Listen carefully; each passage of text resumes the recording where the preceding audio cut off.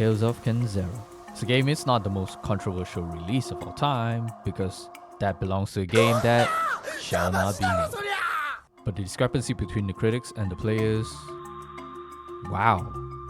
What am I getting myself into? Is the game really that bad?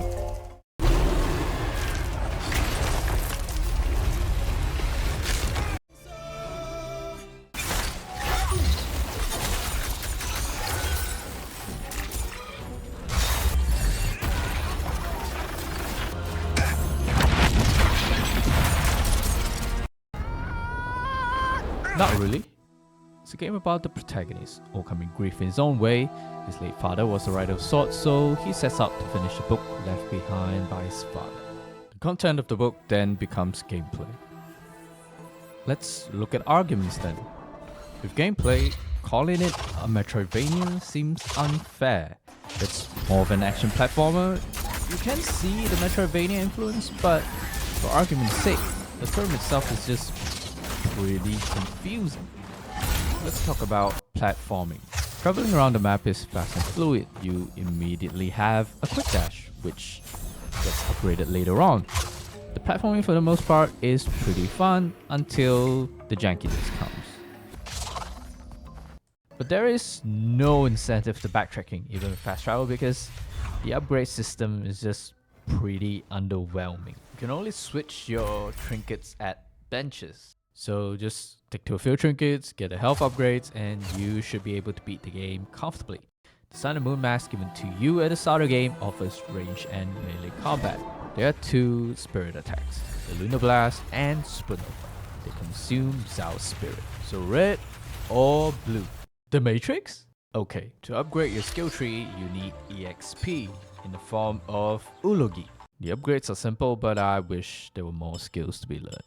Here comes the next part, the tedious combat. The entire game has like 7 to 8 mobs at most, with some gimmicky shield that protects them from sun or moon attacks. Upgrades don't really feel like it's doing much. Enemies in game are hit sponges. There isn't a sense of progression because the damage you deal is laughable. It doesn't scale.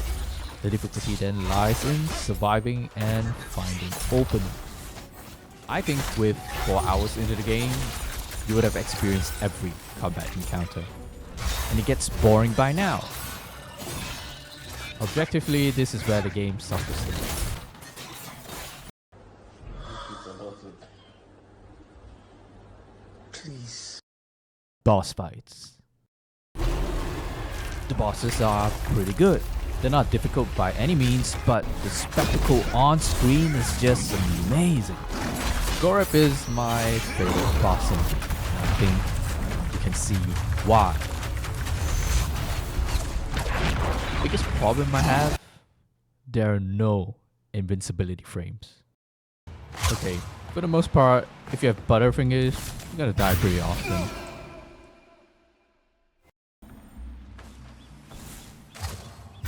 Give me a break. There is no sin that's gonna kill you. Okay, fucking wait! Let's see that shit again.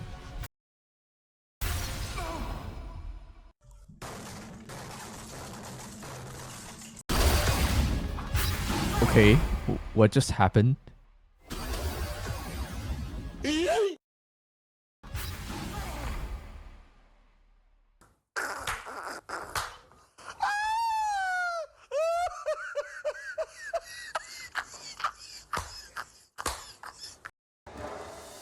The story itself is pretty simple. It's set to deliver moments on introspection and how we must learn to accept and move on.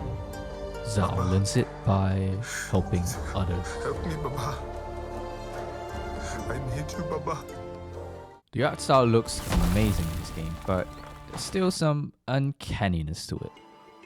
The character portraits have a very distinct style to it, but you only see them during dialogue. It is a lot. Let's talk about world building. Its major strength lies in its setting. Let's not act like I have a clue as to what Bantu culture is. The biomes are so incredibly well designed, it has a magical feeling to it. the BGM and soundtrack.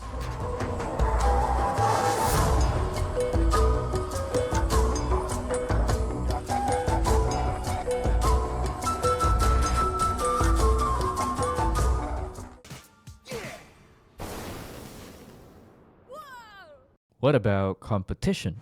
This brings me to my next point. People don't play games for very long. A study done on hardcore and casual gamers in that cohort, they only have about 30 games each. And in most sessions, they only have about an hour or so of playtime.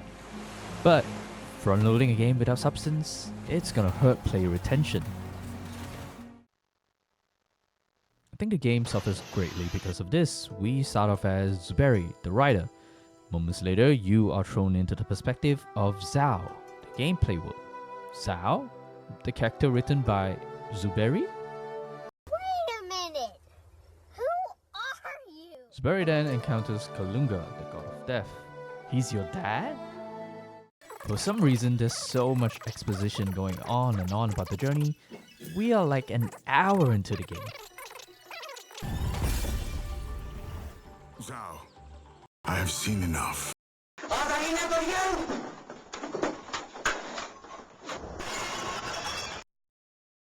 The ending could have been much better, but this scene here is probably the highlight of the entire story.